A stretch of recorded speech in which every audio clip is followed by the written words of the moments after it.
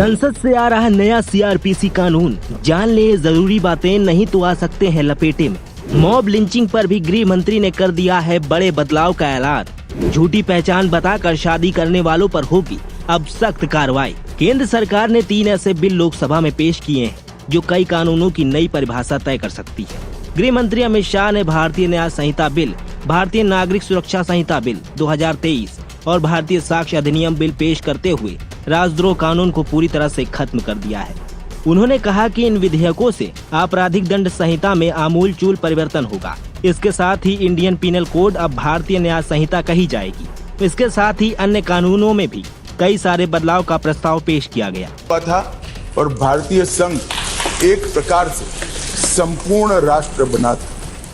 माननीय अध्यक्ष जी, आज जब मैं ये 3 विधेयक लेकर आया हूं, उस वक्त आजादी के अमृत महोत्सव का समापन हो रहा है और आजादी के अमृत काल की शुरुआत होने का समय।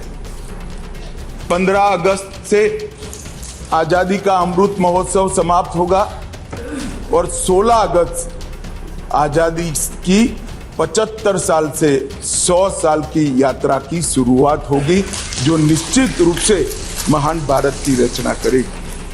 प्रधानमंत्री नरेंद्र मोदी जी ने इस देश के सामने गत 15 अगस्त को लाल किले की प्राचीर से अपना उद्बोधन देते हुए 5 प्रणों को देश की जनता के सामने रखा था। माननीय अध्यक्ष जी, ये 5 प्रण में से एक प्रण था कि हम गुलामी की सभी निशानियों को हम समाप्त कर देंगे, हमारे मन से वो बोझ को दूर करेंगे।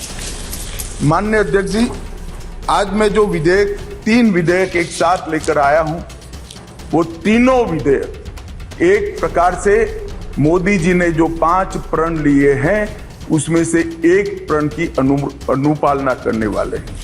माननीय अध्यक्ष जी, ये तीनों विधेयक दंड विधान प्रक्रिया, क्रिमिनल जस्टिस सिस्टम को बेसिक कानून, इसके लिए मूलभूत कानून। तो चलिए अब हम आपको बताते हैं कि सरकार के मुताबिक कानून में क्या क्या बदलाव होंगे या हो सकते हैं।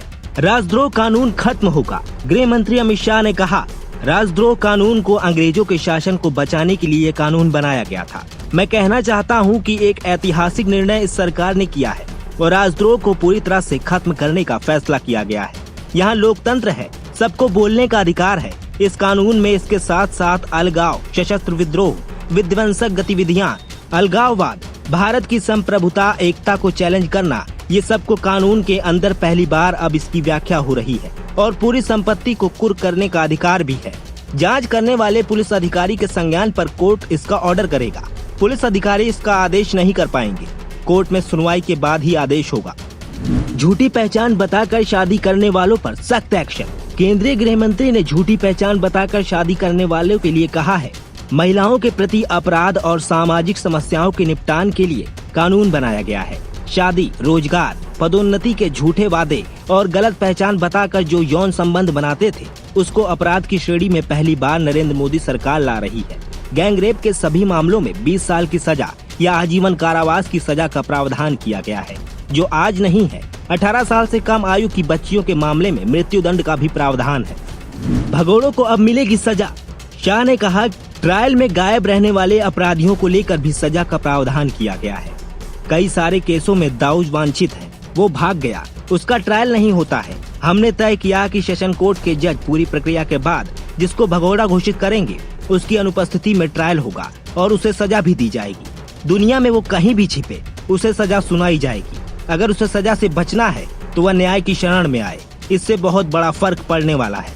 मॉब लिंचिंग पर भी सजा वाला कानून। अमित शाह ने बिल पेश करते हुए कहा, मॉब लिंचिंग का बड़ा शोर मचा है, हमने उसको बड़ा केयरफुली देखा है। मॉब लिंचिंग के लिए भी 7 साल की सजा या आजीवन कारावास और मृत्यु दंड का प्रावधान इस कानून में किया गया है। स्नैचरों पर चलेगा कानून का डंडा।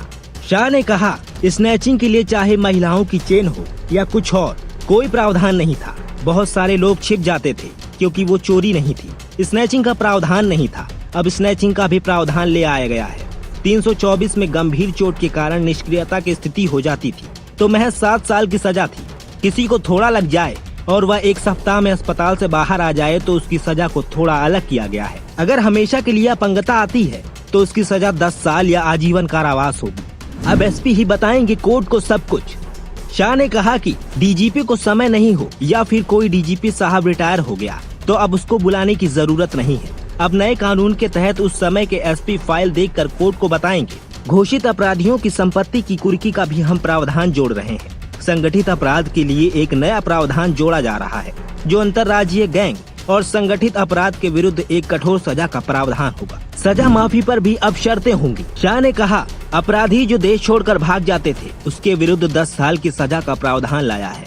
सजा माफी को राजनीतिक यूज करने वाले बहुत किस्से आते थे। अब हमने कह दिया है कि अगर किसी को सजा माफ करनी है, मृत्यु की सजा को आजीवन कारावास और आजीवन कारावास की सजा को 7 साल तक ही माफ कर सकते हैं। 7 साल के कारावास को 3 साल ही माफ कर सकते हैं।